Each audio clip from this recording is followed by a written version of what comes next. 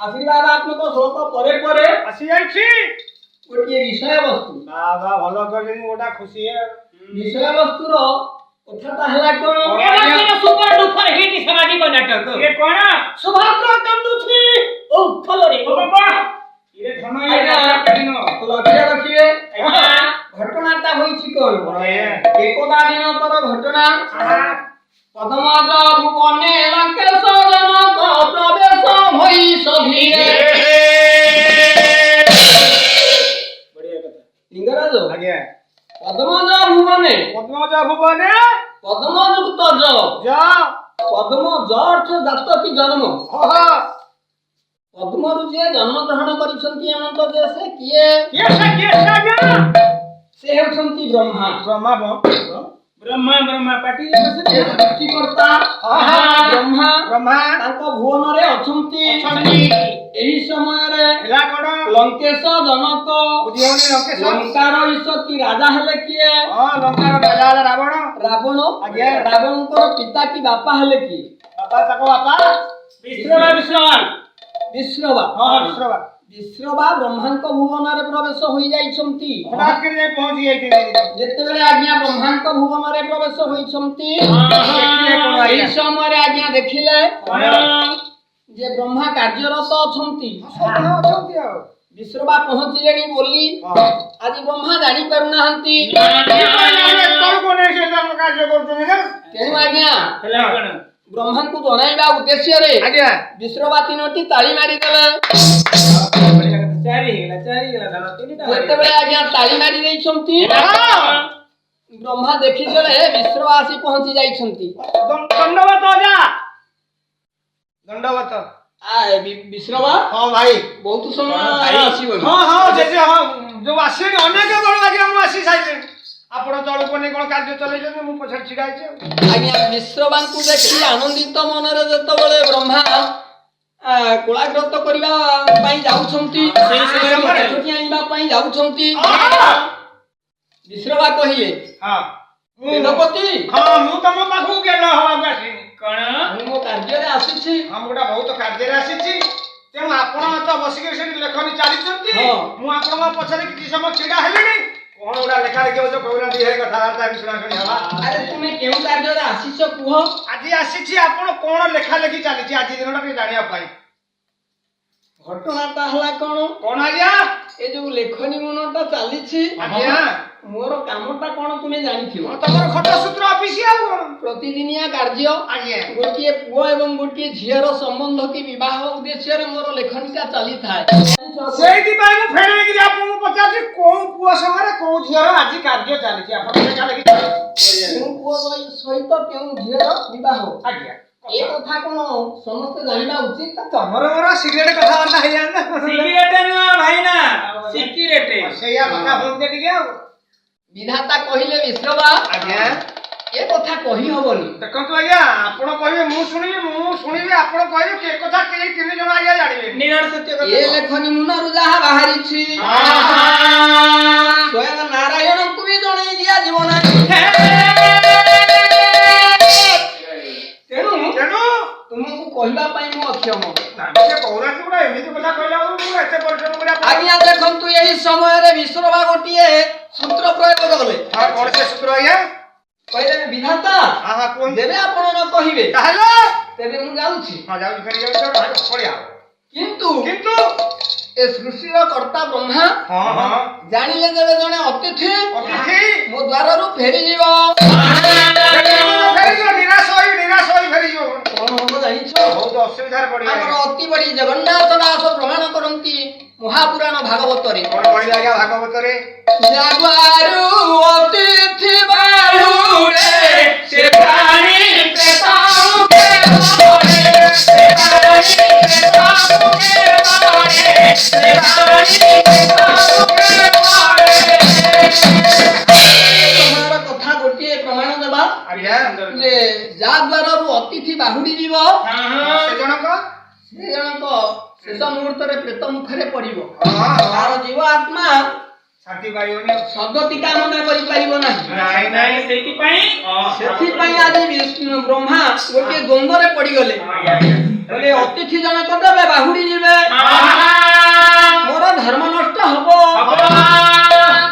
ତେଣୁ ବିଷ୍ଣୁଙ୍କୁ ଟିକେ ଆନନ୍ଦିତ ମନରେ ତେଲେଇ ତାଲେଇ କଥା କହି ରୋକିଲେ। କହିଲେ ଆରେ ନାତି ତୁ ରାଗୁଛୁ କାହିଁକି? ମୁଁ ରାଗୁନି ଆଜ୍ଞା, ମୋ କଥାଟା ସେମିତି ଆପଣ କର୍କଶିଆ ଲାଗୁଥାଉ। ଆରେ କଥାଟା ଶୁଣ। କଣ କହୁନାହାନ୍ତି? ପ୍ରକୃତ କଥା ହେଲା ଯେବେ ଲେଖନୀ ମୁନରୁ ଯାହା ବାହାରିଛି ସେଟା ଅନ୍ୟଥା ହବନି କି ଅନ୍ୟ କେହି ଜାଣିବା କଥା ନୁହେଁ। କହୁଛି ଶୁଣ। ମୁଁ ତ ସେଇଥିପାଇଁ କହୁଛି, ମୁଁ ତ ସେଇଥିପାଇଁ ନାଳେଇ ହଉଛି ନା। କହୁନାହାନ୍ତି? ଏ ମନ୍ଦାକିନୀ ନାମକ ଜଣେ କନ୍ୟା ଅଛି ମଧୁକଳ୍ପ ରାଜାଙ୍କର।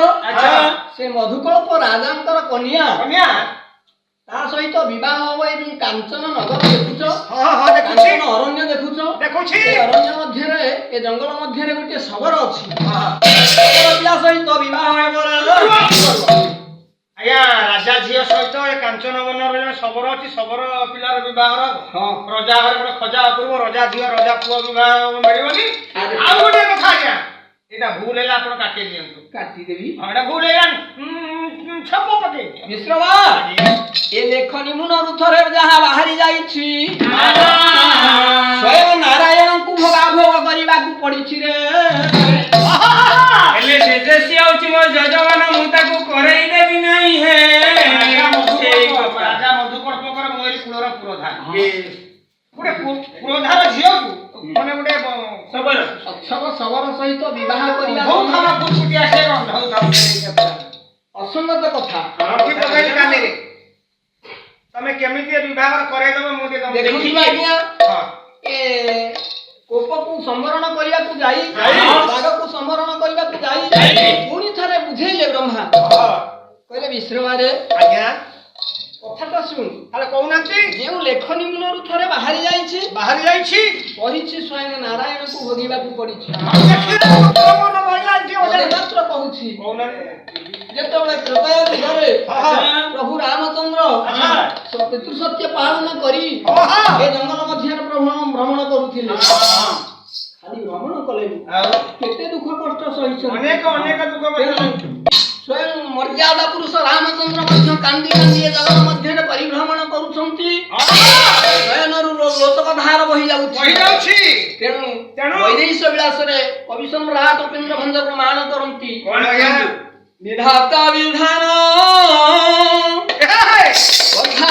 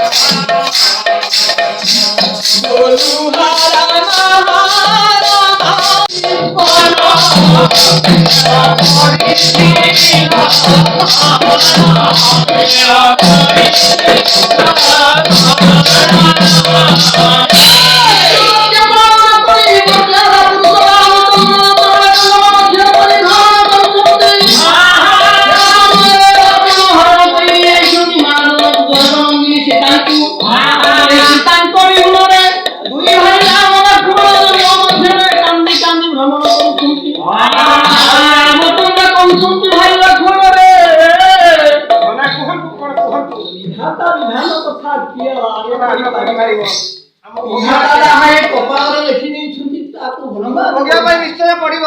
ଭାଇ ଆଜ୍ଞା ଇଏ ପିତୃ ସତ୍ୟ ପାଳନ କରି ମୁଁ ଜଙ୍ଗଲକୁ ଆସିଲି।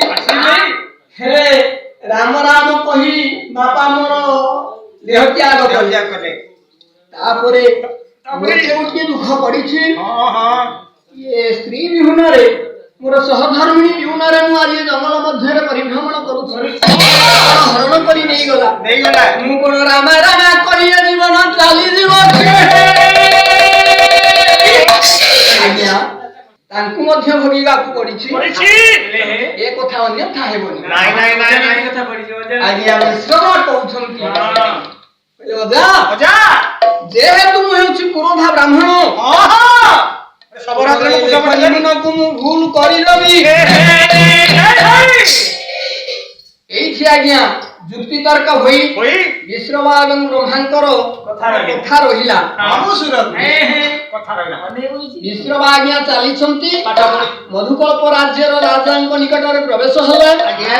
ତାଙ୍କୁ ସତ୍ୟ କଲାଇ କନ୍ୟାଟିକୁ ତାଙ୍କ ନିକଟରୁ ନେଇ ଆସିଛନ୍ତି।